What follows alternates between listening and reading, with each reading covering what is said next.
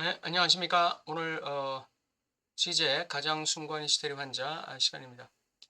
오늘은 형식 속의 그 음란성이라는 제목으로 한번 알아보도록 하겠습니다.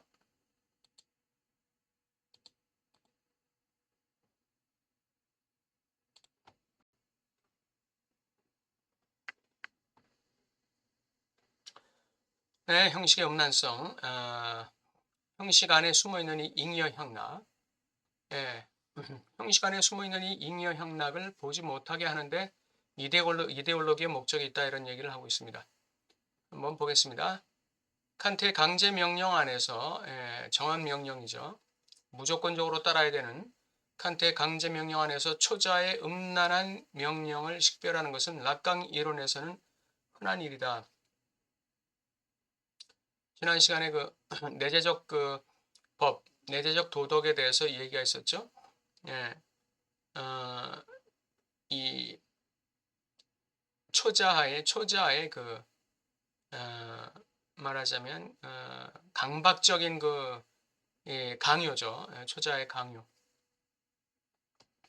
그것은 그 사회적 법을 넘어서는 것이다. 예.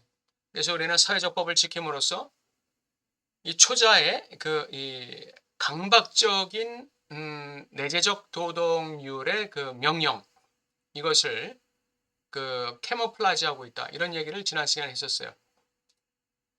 이 음란성은 어디에 있는가? 우리는 칸트에 대해 그 형식주의를 비판한다. 즉 도덕적 법은 경험의 병적인 영역으로부터 그것의 모든 실제적 내용을 받아야 하는 텅 빈 형식으로 축소된다. 도덕적 법이라는 것, 이 칸트가 말하는 이 강제명령이라는 것, 이 도덕적 법이라는 것, 이 칸트의 이 형식주의, 이것은 그 내용, 어, 내용을 뭐에서부터 받느냐? 경험의 병적 영역으로부터 받는 텅 빈 형식이다 그랬습니다. 인간 칸트의 형식주의라는 것은 내용과 분리되어 있는 거예요. 칸트의 형식주의, 이거는 강제 명령과 그 내용들이 분리되어 있는 것이죠. 강제 명령이 형식으로 작동하는 거예요. 음란한 명령으로 작동하는 거예요. 도덕적 법으로, 내재된 도덕적 법으로 작동하는 것이죠. 그래서 그 병적인 영역으로부터 그것의 모든 실제적 내용을 받아야 하는 텅 빈 형식으로 축소된다. 이 병적 영역이 뭘까요? 우리는 법의 순수한 형식에 도달하기가, 다시 말해 병적인 영역의 그 대상을 우리 활동의 동기로서 완전히 배제하기가 불가능함에 대해 강조한다. 예. 도덕적 내재적 법을 실천해야 되긴 하겠는데 그걸 못 하겠는 거예요. 할 능력이 없는 것이죠. 그게 바로 병적인 영역이에요. 그것으로부터 그 법의 실제적 내용을 받아야 돼요. 그러니까 현실적 경험상으로 볼 때 이 도덕적 법을 완벽하게 우리가 수행할 수가 없는 것이죠. 그것이 병적 대상이에요. 예, 병적 영역이에요. 그리고 그 병적 영역에서 우리가 수행해야 되는 이 대상, 이것이 그 내용으로서의 대상, 그것이 바로 병적인 대상이 되는 것이죠. 근데 이걸 제거하면은 이 칸트의 명령이 순수한 형식이 될 수 있을 텐데 이걸 배제할 수가 없다는 것이죠. 경험 세계 속에서는 배제할 수가 없어요. 이론 세계 속에서는 배제할 수가 있는데 경험 세계 속에서는 배제할 수가 없어요. 항상 병적인 특수성이 이 나머지로 작동하는 거예요. 그것은 지속되고 법의 순수한 형식을 더럽히고 변질시킨다. 내재적 도덕법을 수행해야 되는데 그것을 왜곡되게 수행하는 것이죠. 그게 병적 특수성이에요. 왜곡되게 수행하든지 아니면 모자라게 수행하든지 기준에 못 미치는 것이죠. 그게 바로 병적 영역에서의 특수성이에요.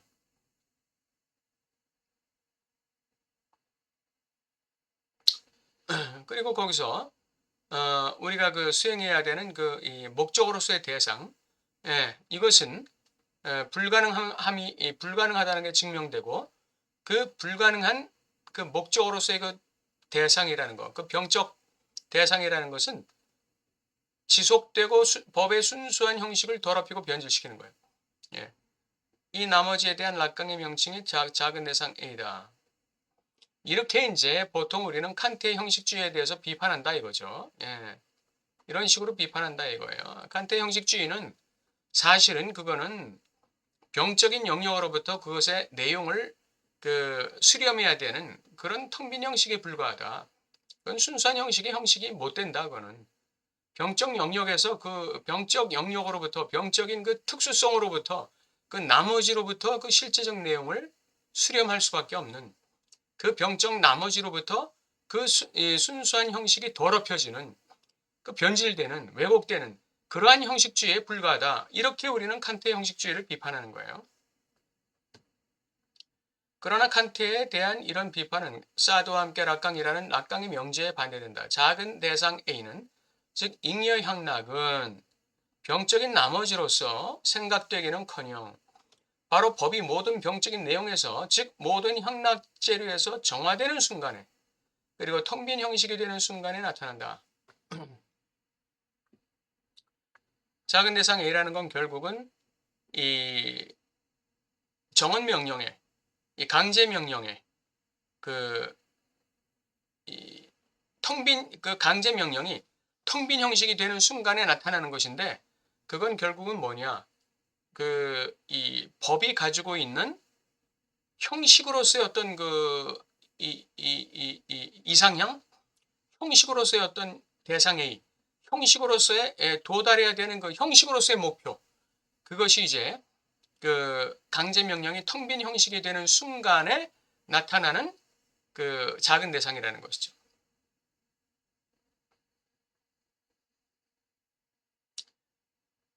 그 작은 대상 A라는 것은 법이 모든 병적 내용으로부터 독립되는 순간, 그 분리되는 순간, 모든 향락 재료에서 정화되는 순간에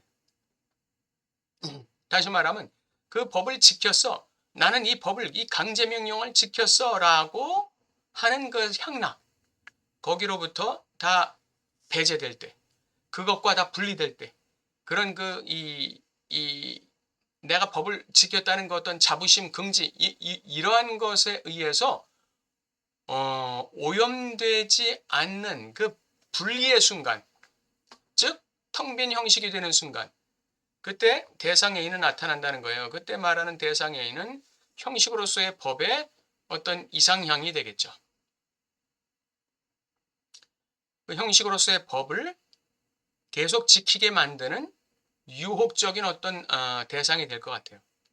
막스도 마찬가지다. 잉여 가치라는 것은 보편적 교환 가치가 특수한 병적인 사용 가치를 지우는 순간 이 물건은 사용 가치가 A야. 그런데 이 물건의 교환 가치는 1,000원이에요. 그럼 이 1,000원이라는 교환 가치가 이 물건의 진정한 사용 가치인 B를 갖다가 덮어버릴 때, 지울 때, 그때의 생산의 동기처럼 나타나는 게 잉여 가치예요.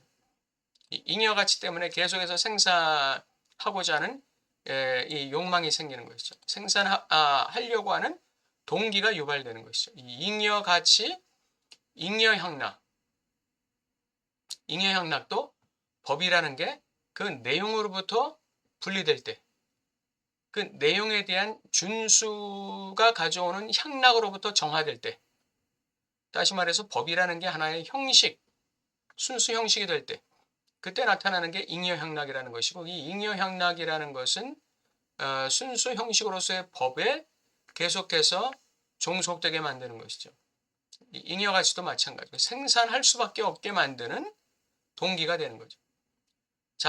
대상 작은 A는 법의 형식이 욕망의 원인 역할을 하는 한 법의 형식이다.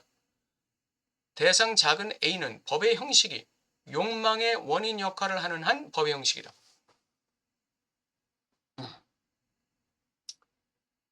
대상 작은 A는 법을 지키려는 욕망을 생산해내는 원인으로서 작동하는 것이고 그렇게 될 때 법을 지키려는 욕망으로 작동하는 한에 있어서 대상 A는 법의 형식이다. 그것은 형식을 내용으로부터 분리하는 텅빔이고 형식 자체다. 이걸 순수 형식이라고 하는 것이죠. 아까 나왔죠. 순수 형식. 순수 형식. 여기 순수 형식. 예, 이 순수 형식이에요.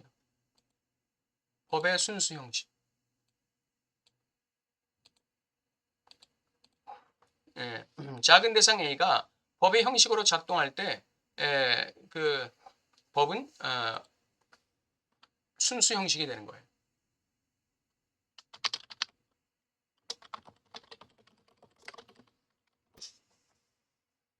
그 형식이 동기의 위치에 놓였기 때문이다. 그 형식이 법을 지키고자 하는 동기의 위치에 놓였기 때문에 이건 이제 순수 형식인 거예요. 그 내용을 갖다가 어떻게 지켰느냐, 얼마나 지켰느냐, 그건 여차 문제예요. 그 법을 지키고자 하는 원인이 될 때 그건 순수 형식으로 작동하는 법이다 이렇게 돼 있어요. 그 법을 지키고자 하는 원인으로 작동할 때 이것은 형식으로서의 법이다. 내용으로서의 법이 아니라. 그러니까 순수 형식으로서의 법으로 작동하려면 어떻게 돼야 돼요? 그것이 이 초자의 음란한 명령처럼 작동해야 돼요. 초자의 음란한 명령처럼 작동해야 돼요. 이거 어쩔 수 없이 내가 해야 되는 강요적이고 강박적인 것으로 작동해야 돼요. 그렇게 될 때 그것이 순수 형식으로서의 법이에요. 우리의 활동을 한정하는 내용이 형식 자체가 될 때 우리는 도덕적으로 행동한다. 우리의 활동을 한정하는 내용이 형식 자체가 된다는 게 무슨 말이에요? 이거는 뭐 여지 없어. 이건 해야 돼. 이건 이유 여하를 불문하고, 이건 상황 여하를 불문하고 해야 돼. 라는 것이 될 때 그게 형식 자체가 되는 거예요. 예, 그게 강제명령. 그때 우리는 도덕적으로 행동한다. 강제명령이 초자의 음란한 명령이 될 때, 강제명령이 도덕적, 내재적 도덕법이 될 때, 그때 우리는 그 법에 대한 내용을 수행하게 된다 이거죠. 이 형식 안에 음란한 것이 무엇이 있는가? 우리는 음란은 바로 모든 향락에서 자유로운 중립적 형식이어야만 하는 것 안에서 우리는 그 음란을 발견한다 이거죠. 형식 자체 안에 향락한다는 사실이라고 말할 수 있다. 이 형식 안에 있는 음란한 것은 무엇이 있는가? 우리는 음란은 바로 모든 향락에서 자유로운 중립적 형식이어야만 하는 것 안에서 아까 무슨 말이 나왔죠? 병적인 대상. 이 병적인 대상은 우리 활동의 동기로서 완전히 배제하기가 불가능한 거예요. 그러니까 순수한 형식으로서의 법을 100% 순수하게 지킬 수 없는 것이 바로 병적 특수성이란 말이에요. 이 병적 특수성의 나머지가 항상 우리의 실천 속에는 있다는 것이죠. 이것 때문에 그러니까 이 법을 순수 형식으로서의 법을 내재적 도덕법에 의해서 강제 명령으로서 지켜야 되는데 그 지키기가 불가능하지만 그 지키는 것, 불가능하지만 지켜낼 때 그것은 모자라는 지킴이고 모자라는 실천이 된단 말이에요. 근데 그 모자라는 실천 안에 뭐가 있느냐 하면 이 향락이 있는 거예요. 모자라는 실천 안에. 그래서 이 향락으로부터 중립이 돼야 돼요. 이 향락으로부터 분리될 때 형식 자체 안에서 향락한다. 내용에서 향락하는 게 아니에요. 내용에서 향락하는 게 아니라 형식 자체 안에서 향락한다는 사실. 이게 음란한 것이죠. 형식 자체 안에 있는 음란성이에요. 순전히 형식적인 강제 명령으로 지탱되는 파시즘의 전체적인 이데올로기 구조물의 경우를 예를 들어보자. 즉 우리는 복종해야만 하기 때문에 복종하는 거예요.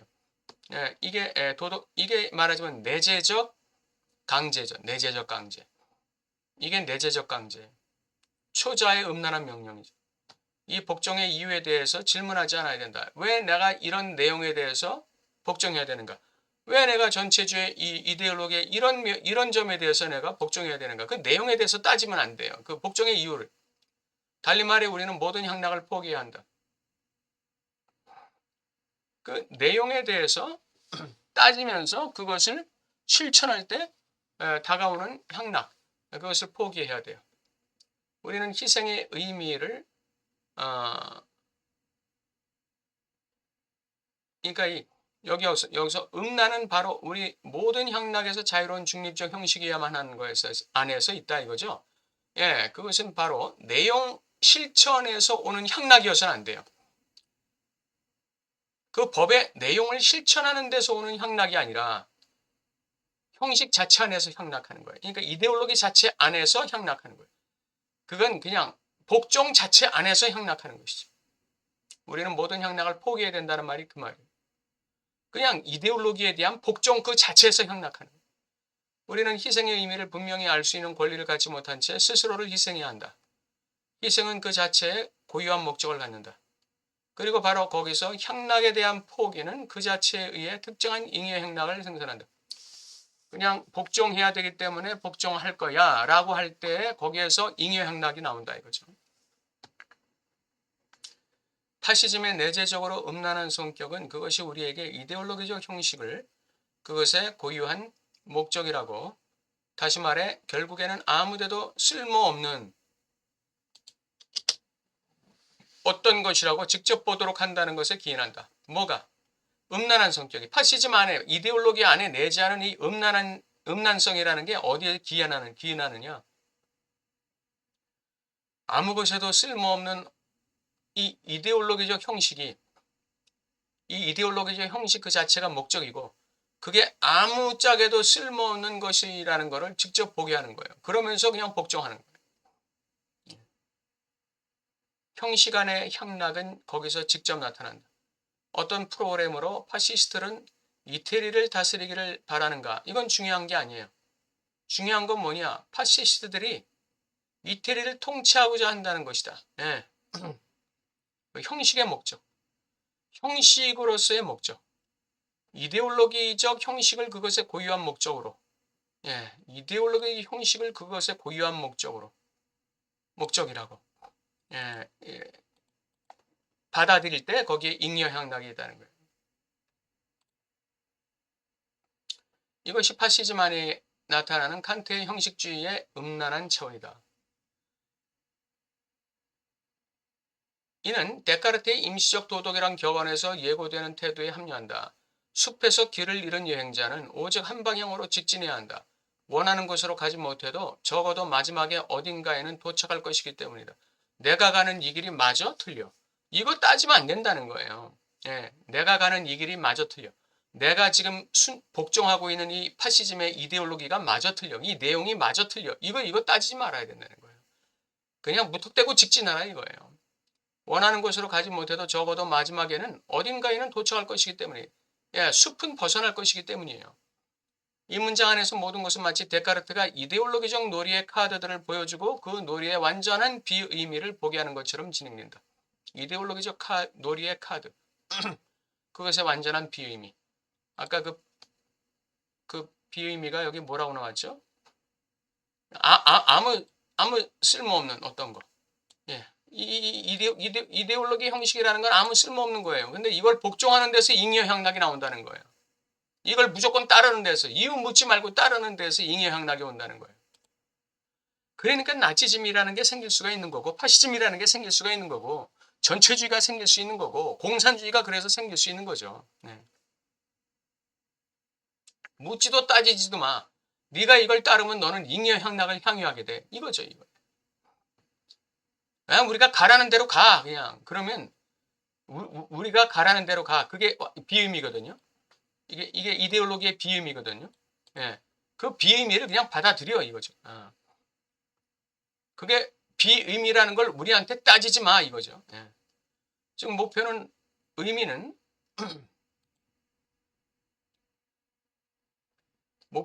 의미는 거기서 아무 책임도 없어요. 예. 이데올로기의 진정한 목적은 이데올로기에 의해 요구된 태도 자체 안에, 복종하라는 태도, 이데올로기적 형식의 일관성 안에, 우리가 다스릴 거야. 우리 다스림에 너희들도 복종해. 다시 말해 가장 똑바로 걷는다는 사실이 있다. 묻지 마. 이유 묻지 말고 의미 묻지 마. 그 사실 안에 뭐가 있느냐? 이데올로기의 목적이 있고, 이 이데올로기라는 형식의 음란성이라는 게 있고, 잉여향락이라는 게 있다는 거죠. 이데올로기의 진정한 목적, 이데올로기의 음란성, 이데올로기 안에 있는 잉여향락. 이게 다 같은 말이에요. 이데올로기가 그것의 복종의 요구를 정당화하기 위해 참조하는 실증적 내용들은 그 복종의 요구를 정당화하기 위해서 참조하는 실증적 내용들은 이 사실을 은폐하기 위해서만, 달리 말해 있는 그대로의 형식에 고유한 잉여향락에 대해 우리가 보지 못하게 하기 위해서만 거기 있다. 이데올로기가 복종을 요구하는 이 내용들,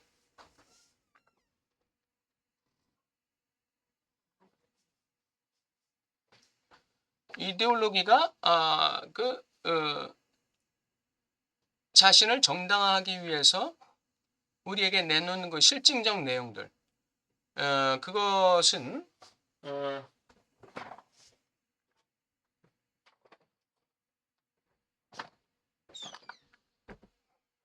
그 내용들, 그것은 은폐를 위해서 제시되어 있는 거예요. 뭘 은폐하느냐? 이데올로기 안에 음란성을 은폐하기 위해서, 이데올로기 안에 잉여향락을 은폐하기 위해서 존재한다 이거죠. 거기서 경험하는 비의미는 향락 자체의 비의미이다. 향락 자체가 의미가 없다. 향락 자체가 의미가 없다. 근데 왜 향락 자체가 의미가 없음에도 불구하고 군중들은 이 이데올로기에 복종할까요? 그 복종 자체가 이들의 잉여 향락이기 때문에 그래요. 복종 자체가 의미예요. 복종 자체가. 이 이데올로기를 따르는 것은, 여기에는 이 이데올로기를 따르는 것은 의미가 없어요. 사실은. 아무 향락도 없어요. 의미가 없어요. 그 내용을 따라봐야, 내용을 복종해봐야 아무 의미가 없는 거예요. 향락도 없고. 그런데 뭐에 향락이 있느냐 이 사람들이. 내가 이데올로기에, 상부에서 지시되는 이데올로기에 내가 복종했다는 것 자체가 이들에게 잉여향락이 돼요. 이데올로기 형식 안에 숨겨진 향락하라라는 강제명령의 비임, 복종하라는 강제명령의 비의미, 이게 향락이에요. 복종하라는 강제명령의 비의미, 이게 향락이에요. 이들이 향락. 여기서 진정으로 비상식적인 것은 법의 병적 내용이 아니라 자기 목적처럼 간주되는 형식 자체다. 자기 목적. 이데올로기 자체가 목적이에요. 이데올로기에 복종하는 자체가 향락이에요. 그것이 형식의 음란성이고 형식 안의 잉여 향락이라는 뜻이에요. 그 내용을 내가, 이데올로기가 나에게 제시하는 내용을 내가 복종해서 이 내용을 복종했더니 나에게 어떤 향락이 오더라. 그건 의미가 없어요. 그건 비의미예요. 그건 향락 자체의 비의미에 불과해요. 향락 자체의 비의미. 그건 내용을 복종함으로써 나에게 다가오는 거는 향락 자체의 비의미예요. 아무 의미 없는 향락이에요. 진짜 향락은 뭐냐? 복종하고 있다는 자체. 뭐에 복종하느냐? 이데올로기의 내용이 아니라 이데올로기의 형식 자체에 복종하고 있다는 사실 자체가 잉여향락이에요. 따르는 자들의, 대중의, 군중들의, 그게 있기 때문에 복종하는 거예요. 이 복종 자체에 그 의미를 두는 거예요. 아니, 공산주의 애들이 비판하는 거, 오가작동법에 의해서 비판하는 사람들 적발해내고 막 마녀 사냥하잖아요. 그거 시키는 거, 이유 따지지 않고 그거 복종하는 데서 잉여향락을 취하는 거예요. 공산주의에 복종, 맹종하는 사람들은 그 위에서 시키는 대로 하는 대로 그냥 시키는 대로 실천하는 그 자체가 잉여향락인 거예요. 아, 내가 잘했다는 거지. 그게 내 그 삶의 의미예요. 그게. 아유, 이해될 듯 말 듯 하면서 좀 미적지근한 면이 있죠. 예.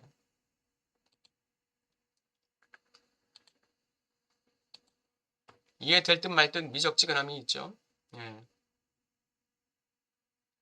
저도 이 책 아마 한 15번은 읽었을 것 같은데 이게 조금 완전히 이해하는 데는 좀 한계가 아직도 있네요. 네. 일주일 동안도 평안하시고 건강하시기 바랍니다. 감사합니다.